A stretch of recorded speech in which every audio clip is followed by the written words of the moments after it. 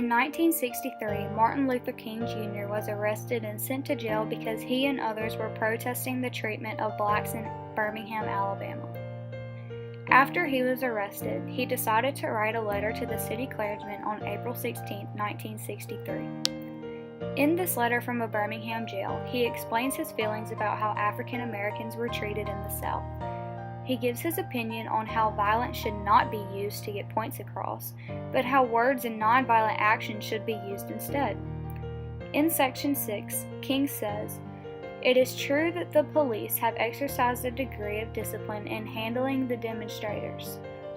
In this sense, they have conducted themselves rather nonviolently in public. But for what purpose? To preserve the evil system of segregation." My group and I agree that in these sentences, King uses pathos because the words evil system of segregation make some people emotional. He also says, "If I have anything in this letter that overstates the truth and indicates an unreasonable impatience, I beg you to forgive me. If I have said anything that understates the truth and indicates my having a patience that allows me to settle for anything less than a brotherhood, I beg God to forgive me." This is an example of ethos because King is showing his trustworthiness by letting the clergyman know that throughout the 6-page letter he spoke nothing but the truth, and if anything overstated or understated the truth, he asked for forgiveness.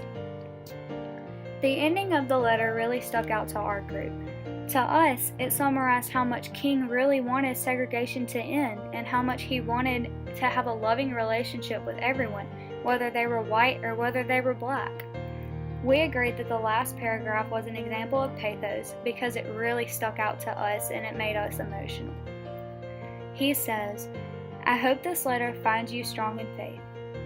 I also hope that circumstances will soon make it possible for me to meet each of you, not as integrationalist or civil rights leader, but as a fellow clergyman and a Christian brother.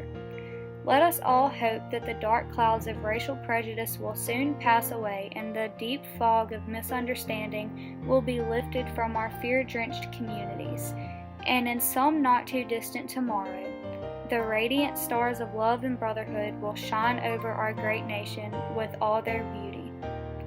Yours for the cause of peace and brotherhood, Martin Luther King."